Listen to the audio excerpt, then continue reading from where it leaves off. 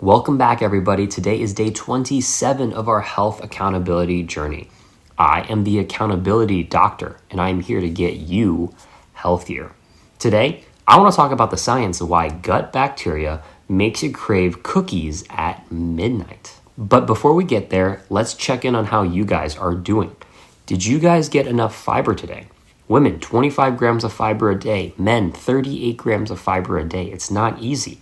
But we got to push ourselves because our long-term health is going to be impacted by how we're eating. Did you avoid some of those processed foods? Did you skip the microwavable pizza, the microwavable dinners? Did you avoid some chips? Did you get in a little bit of exercise? We know all of these things are good for us, but did you make that change?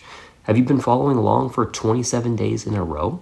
Because if you have, your body is going to thank you. I've been pushing for everybody to try and get to 30 days, and we're almost there, almost at a month. And I hope that you've been feeling better and better digestion, less bloating, better sleep, more energy, better skin, better immunity, protecting yourself from the colds and flus out there that's been going on.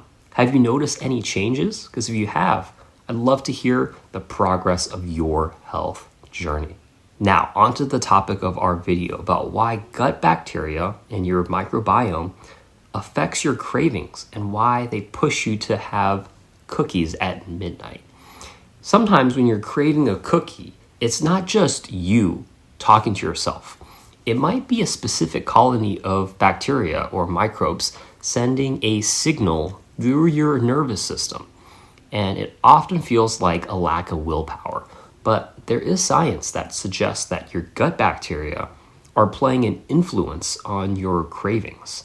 So let's talk a little bit about this biological hijacking process that pushes you to want a cookie at midnight. There's this microbial manipulation theory, which is just an idea, right? Your gut is home to trillions and trillions of bacteria. We talked about this. This is your microbiome. And different species of bacteria eat different things at different times. Certain sugar-loving bacteria have their own internal clocks, and they actually become more active at night. These sugar-seeking bacteria, like Candida and Prevotella, they thrive almost exclusively on simple sugars. And when these populations of these bacteria get hungry, they don't just wait for food. They influence your behavior to get what they want. They can actually manipulate your reward pathway by producing chemicals that mimic neurotransmitters to your brain that make you feel good. Now, there's your vagus nerve, which is a large nerve that connects your gut and your brain. It's the longest nerve in your body. Your gut bacteria can send signals up your vagus nerve to your brain's reward center, which is dopamine. They send a craving signal. By changing these signals, they make you feel a sense of this intense need or anxiety and this craving that is only subdued when you eat a specific type of fuel, like high sugar, high fat foods like cookies. To combat this, we've talked about getting enough fiber. When you eat fiber, they create short-chain fatty acids, and your good bacteria will eat this fiber and produce butyrate, which is a very important short-chain fatty acid. And these chemicals will signal to your brain that the body is nourished and stable. That's good, right? That's what you want. Now, you have bad feedback that can happen when you don't eat enough fiber.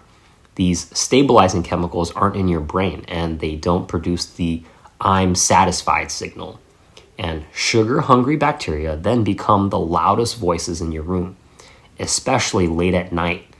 And so your blood sugar, if you eat a high sugar dinner, will crash at around midnight, which releases a bunch of cortisol, which is your stress hormone, and adrenaline.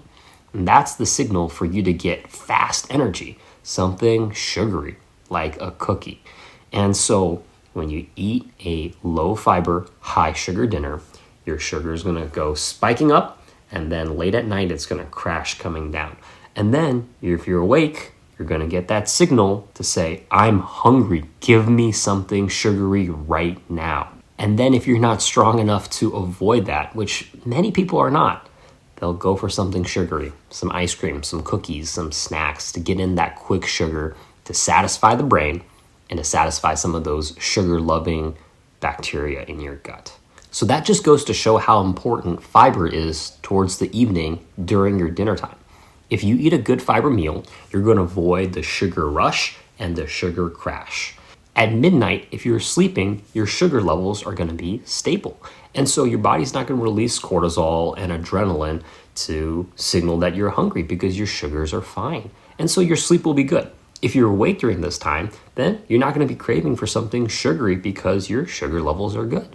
But if you eat something with low fiber and high sugar, you're going to get a spike, you're going to get a crash. At midnight, you're going to be hungry. Your body's going to release cortisol, your body's going to release adrenaline, and then it's going to signal to your brain, I'm hungry, give me something sugary. So the best way to avoid this, get in your fiber at dinner. That's all I have for today. I hope that you've enjoyed this video. If you have, give it a like, subscribe, comment down below. Again, I'd love to hear the progress of your health journey because we're almost at 1 month, 30 days.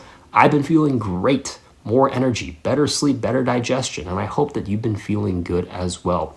Let's push ourselves to see how we feel as we expand beyond 30 days and try and make this into a habit that we can carry on longer and longer because our body's going to thank us. I hope you guys enjoyed this video. If you have, give it a like, subscribe, comment down below for any questions. And I'll see you guys tomorrow. Bye.